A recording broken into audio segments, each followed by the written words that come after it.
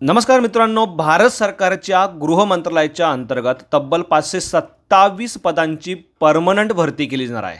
विशेष म्हणजे 10वी पास असलेल्या उमेदवारांसाठी एक जबरदस्त अपॉर्च्युनिटी असणार आहे.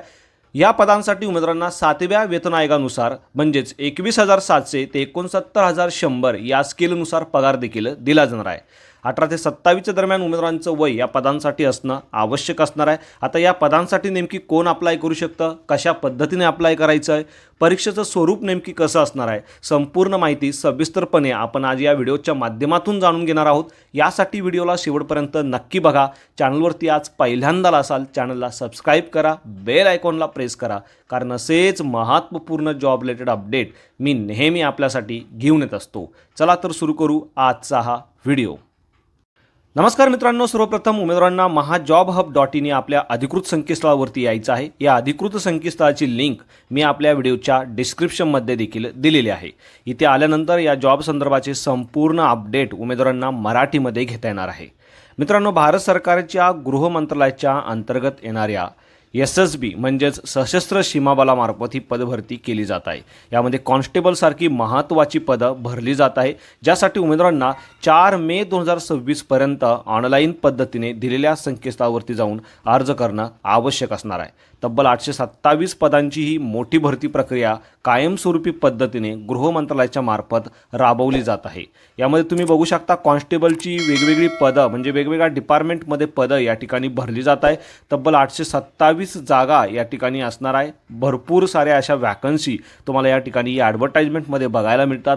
यामध्ये 10% जागा मात्र माजी सैनिकांसाठी राखीव ठेवण्यात आलेल्या आहे.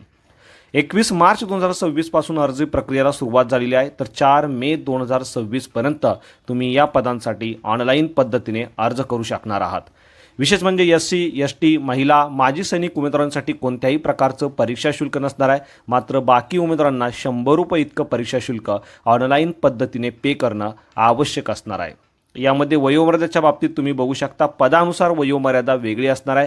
कॉन्स्टेबल, व्हेटरनरी, ड्रायव्हर, नर्सिंग या पदांसाठी 18 ते 27 वर्ष, तर gardener, water carrier, cobbler, tailor, washerman, barber आणि वेटर यासाठी 18 ते 23 वर्षापर्यंत उमेदवारांचं वय असणं आवश्यक असणार आहे. मात्र कॉन्स्टेबल, कार्पेंटरसाठी 18 ते 25 वर्ष वय असलेल्या उमेदवारांना देखील अर्ज या ठिकाणी करता येणार आहे. तर अशा पद्धतीने मित्रांनो 18 ते 27 वर्षापर्यंत उमेदवारांचं वय तुमच्या ब्रांचेसनुसार म्हणजे ज्या पदासाठी तुम्हाला अर्ज करायचा आहे त्या पदानुसार असणार आहे. यामध्ये SC, ST उमेदवारांसाठी 5 वर्ष, तर OBC उमेदवारांसाठी 3 वर्ष वयाची अतिरिक्त सूट शासन नियमानुसार देण्यात येणार आहे. 21,700 ते 69,100 प्रति महिना इतका पगार उमेदवारांना 7व्या वेतन आयोगानुसार दिला जाणार आहे. या पगाराव्यतिरिक्त गृह मंत्रालयाच्या अंतर्गत भरपूर सारे अलाउन्सेस आणि बेनिफिट देखील उमेदवारांना दिले जाणार आहे. ऑल ओव्हर इंडिया तुमचं जॉबचं लोकेशन असणार आहे आणि यासाठी उमेदवारांनी ऑनलाईन पद्धतीने अर्ज करणं आवश्यक असणार आहे. आता उमेदवारांची निवड जी आहे ती 4 वेगवेगळ्या टप्प्यामध्ये या ठिकाणी केली जाणार आहे. सर्वात पहिल्यांदा उमेदवारांची शारीरिक क्षमता चाचणी म्हणजेच फिजिकली इफिशियन्सी टेस्ट आणि शारीरिक मापदंड चाचणी म्हणजेच फिजिकल स्टँडर्ड टेस्ट या ठिकाणी चेक केली जाणार आहे. यामध्ये तुमचा रनिंग स्पीड जो आहे तो चेक केला जाणार आहे. साधारणपणे महिला उमेदवारांसाठी 2.4 किलोमीटर 18 मिनिटात कंप्लीट करायचं आहे, तर पुरुष उमेदवारांसाठी 4.8 किलोमीटर 24 मिनिटात कंप्लीट करणं आवश्यक असणार आहे. मात्र माजी सैनिकांना या टेस्टमधनं विशेष सूट देखील देण्यात येणार आहे. यामध्ये दुसरा टप्पा जो आहे तो लेखी परीक्षेचा असणार आहे, म्हणजेच कम्प्युटर बेस्ड एक्झाम तुमची घेतली जाणार आहे, ज्यामध्ये 100 प्रश्न 100 गुणांसाठी विचारले जाणार आहे, ज्यामध्ये उमेदवारांना 2 तासाचा अवधी दिला जाणार आहे. यामध्ये सामान्य ज्ञान, गणित, बुद्धिमत्ता चाचणी आणि इंग्रजी या विषयावरती उमेदवारांना प्रश्न विचारले जाणार आहे. त्यानंतर कागदपत्र पडताळणी घेऊन पात्र अशा उमेदवारांची मेडिकल एक्झामिनेशन या ठिकाणी घेतली जाणार आहे आणि नियुक्ती जी आहे ती दिली जाणार आहे. यामध्ये क्वालिफिकेशन देखील तुम्ही बघू शकता. वेगवेगळ्या पदासाठी क्वालिफिकेशन वेगवेगळं असणार आहे. कॉन्स्टेबल, व्हेटरनरी या पदासाठी विज्ञान विषयासहित उमेदवारांची 10वी उत्तीर्ण असणं आवश्यक असणार आहे. या व्यतिरिक्त मान्यताप्राप्त पशुवैद्यकीय रुग्णालयाचा 1 वर्षाचा अनुभव उमेदवारांकडे या पदासाठी मागितलेला आहे. त्यानंतर कॉन्स्टेबल, ड्रायव्हर या पदासाठी देखील 10वी उत्तीर्ण आणि व्हॅलिड ड्रायव्हिंग लायसन्स असलेल्या उमेदवारांना अर्ज करता येणार आहे.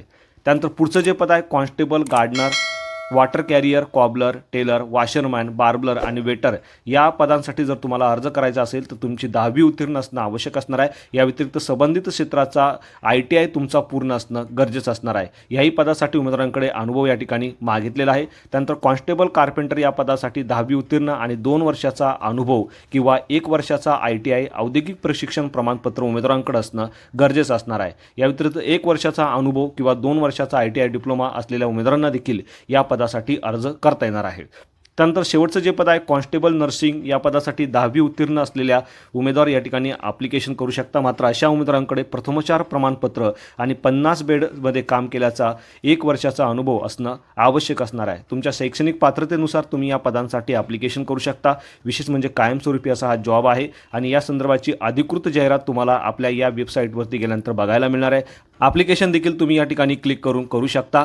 अशाच पद्धतीने मित्रांनो संपूर्ण अपडेट तुम्हाला या वेबसाईटवरनं बघायला मिळणार आहे। खाली गेल्यानंतर कशा पद्धतीने अर्ज करायचे त्याची देखील सविस्तर इन्फॉर्मेशन तुम्हाला या ठिकाणी बघायला मिळणार आहे। सर्वप्रथम उमेदवारांनी दिलेल्या संकेतस्थळावरती यायचं आहे, त्यानंतर तुमचं रजिस्ट्रेशन करायचं आहे। यामध्ये तुमचा मोबाईल नंबर, तुमचा ईमेल ॲड्रेस अचूक टाकायचा आहे। रजिस्ट्रेशन केल्यानंतर तुम्हाला संपूर्ण तुमची वैयक्तिक माहिती, शैक्षणिक माहिती व्यवस्थित फिलअप करायची आहे। तुमचा फोटो, सिग्नेचर, सर्व डॉक्युमेंट व्यवस्थित अपलोड करायचे आहे आणि सर्वात शेवटी परीक्षा शुल्क भरून फॉर्म भरण्याची जी प्रक्रिया आहे ती पूर्ण करायची आहे। यामध्ये प्रत्येक उमेदवाराला फक्त एकाच पदासाठी अर्ज करता येणार आहे, हे देखील लक्षात ठेवायचे आहे। तर अशा पद्धतीने लवकर अर्ज करणं आवश्यक असणार आहे। अर्ज करतेवेळी कोणत्याही प्रकारची अडचण तुम्हाला येत असेल तुम्ही डायरेक्टली कमेंटमध्ये मला विचारू शकता। व्हिडिओ आवडला असेल तर व्हिडिओला नक्की शेअर करा।